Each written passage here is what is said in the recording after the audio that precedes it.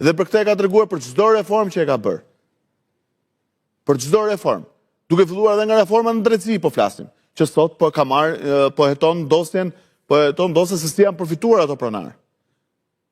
Dhe ato pronarë nuk janë sipas Edi Ramës, apo sipas sistemi gjyqësor të Edi Ramës, po janë sipas atij sistemi gjyqësor edhe prokuror të korruptuar të asaj kohe. Çka ka tradhuar Edi Rama më këtu? Çka ka tradhuar Edi Rama? Kë ka tradhuar Edi Rama? Po pse s'ka dalë një herë? Pse s'ka dalë një herë të protestojë një herë për të pat mbrojturën e shoqërisë? Këta që bëjnë, që kanë dalë edhe po japin dhe nuanca politike. Pavarësisht se kanë shumë njerëz nga ata po i thonë që të largoni aktorët politikë. Po pse pra? Çka ka shqitur pra Edi Rama në këtë? Jo një minutë, çka ka shqitur? Se s'duhet të ketë. E di pse bëjnë korrelacion politik sepse duan marrin kredo politike. Ja ta themun çka. Dhe mua më vjen neveri nga ky lloj sistemi i këtyre individëve që duan marrin kredo politike, që kur nuk kanë dalë protest për më të marrë mbrojturën. Kur nuk kanë bërë një akt vepre publike për shqiptarët, me ato buxhetet të tyre, me ato rrogat e majmet të tyre. Dhe sot dalin në korë, një minutë lutem. Dhe sot dalin në korë, o sotri unë të lash ta përfundojmë, debat mund ta bëjmë. Dhe sot dalin në korë duke thënë hajdut. Çfarë ka vjedhur Edi Rama? Çfarë ka vjedhur Edi Rama? Ka vjedhur demokracia. Çfarë demokracia? Demokracia është ajo që 850.000 qytetarë kanë vendosur i ndëruar. Fole për reformën. Ka ikur koha ndëruar. Zotri, fole për reformën. Me gjithë respektin tuaj.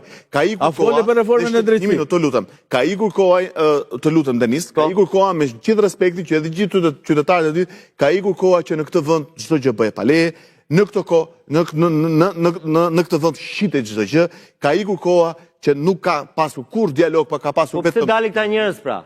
Ska shqetësim atëherë? Apo janë të apo janë të verbuar? Mundet keq informuar. Zotri, janë keq informuar. Ja t'ja shpjegojmë se është dhe deputet zotria. Jo, nuk jam deputet. Është kandidat për deputet. Kandidat për deputet. Shumë mirë. Inshallah bësh. Tani, se foli për drejtësinë. Po. Në cilin vend të botës një gjykat e një niveli më të ulët nuk zbaton vendimin e një gjykate të një niveli më të lartë. Gjykata e apelit, pra një grup i gjykatës apelit, nuk ka zbatuar vendimin e gjykatës lartë, që i kërkon të bëj gjykim në themel dhe bën gjykim të njëanshëm zotri. Dhe i jep vullën Sali Berishës për ta përdorur si peng. Dhe ajo vullë, çfarë ka prodhuar? Po i ka larë Partia Socialiste me sistemin gjyqësor. Çfarë ka prodhuar vulla? Lutem. Prandaj dalin ata njerëz, sepse është kapur peng. O zotri, është kapur peng, është kapur. Po pra dëgjoj, është kapur peng dhe opozita. Pra, çfarë ka prodhuar ajo vullë? Ka rrëzuar hierarkinë gjyqësore elektorale. Kasin, Kolegjin Zgjedhor, Komisionin Qendror Zgjedhjeve dhe ka bërë të paligjshëm këshilltarët që kanë firmen e Nkelet Ali Beajt. Është kështu apo s'është kështu? Dhe tani, Partia Demokratike, që është Sali Berisha kryetar, nuk është Partia Demokratike, është Partia Demokratike Rithemelimi. Është një parti tjetër. Dhe prandaj është kjo situatë. Sepse ata kanë marrë peng demokracinë shqiptare, Trekëndshi i Bermudës. Njëri shkoi brenda, tani është binomi. Dhe ata janë bashkë. Dhe bashkë do dikin në mënyrë turshme. Tani çfarë ka bërë partia jote?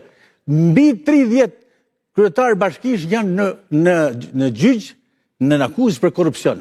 Gjysma e qeverisë, disa deputet dhe 31 deputet që i kanë prodhuar klanet kriminale janë pa certifikat sigurie sot. 31 deputet Parlamentit Shqipërisë nuk kanë certifikat sigurie. Dhe kam dëgjuar ish-ministrin e Brendshëm duke qujtur mercenar ata. Është i vetmi ministri i Brendshëm që nuk ka patur certifikat sigurie. Të lutem Azgan, mos flasi për tëra problemet që ka ky vend tani se. Jo, po kjo është situatë ulërisë. Ja the kjo protestë ka treguar këtë. Ishte krijuar përshtypja si protestë bën vetëm Berisha, protestë bën vetëm Rama. Kjo është një protestë. Adrian Tepelena ç'është që ka mbajt fjalim sot, si po thon ta kush e di, nuk i njoh dhe si para gjykoi kanë të drejtë tyre të protestojnë. Përfaqësuesi shoqërisë civile. Nuk kam thënë unë që është i njëri apo tjetri. Tani ti zotri, respekt për kolegë gazetare. Për që ta beje emisionin, që ndikon të tek publiku, du të kishe thirrë drejtorin, drejtoreshën, kush është i QKB-s. Se mund të rezulton dikush tjetër pronarët. Ja kush më rezulton. Okej. Ndjes që bëj përmendje emrin? Elena Koçaçi. E kanë qenë faqen publike zotëri. Një gazetare bullgare dhe një rus. Po një sekondë, ato janë zbërnec. Tani, ajo po jo tani të lutem. Nëse do ta bësh me spekulime emision. Jo me spekulim, ka spekulim. Do ta verifikosh. Po për do ta verifikosh pas spaku më një herë do ta verifikosh. Po më një herë, sepse ka dhënë pa ditë spak zotni. Po nga Gazmend Bardhi për përvetësim paligjshëm titulli zyrtar të Partisë Demokratike. Ndërkohë tani prodhon një parti tjetër. Kjo është situata. Është ulurisë. Ti të vjen keq, po është ulurisë. Jo mos po vjen keq, po më devijon emisionin. Po pra, tani ti thuash Naziskin aty, ne? Po ti thua Kageni, po kryeministri i Shqipërisë. Kur i ka thënë? Po publikisht dhe rikthehemi pas pak.